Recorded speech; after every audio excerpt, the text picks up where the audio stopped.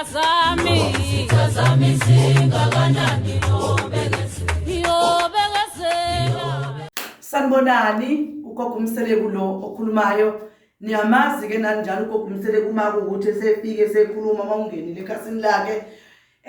Uma ungena ekhasini lakho ugogo Mseleku ubheka uMseleku kuningi ongakuthola.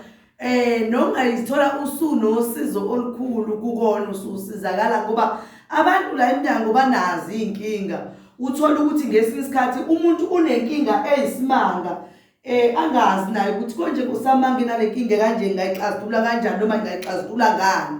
Umuntu uthola ukuthi usenkingeni uhlezi umuntu ehleli yedwa ecabanga uzibuza kodwa umuntu ucabanga yini. Unenkinga umuntu mhlawumbe ukuthi njalo kunesikhathi sokuthi njalo mhlawumbe uma ivuka ekseni unenkinga yovalo. Ushawa uvalo ethuswe ubala azibuza ukuthi Nkosi yami ngabe kwenziwa yini njalo ngihleze ngethuka kusuke ukhona lento siyenziwe kuwena leyenza njalo wena ube novalo noma wethuke. Kufanele ezinye izinto ke niziphakamele ungabe uyithatha into encane.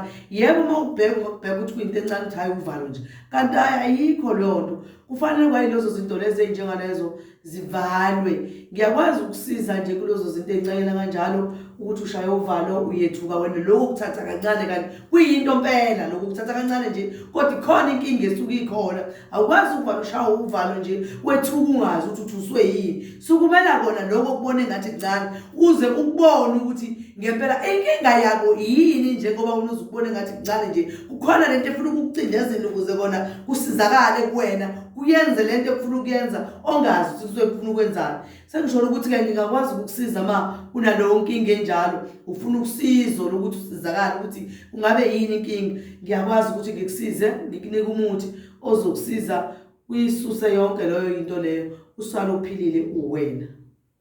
Siyabonga makhosi amakhulu Thokoza.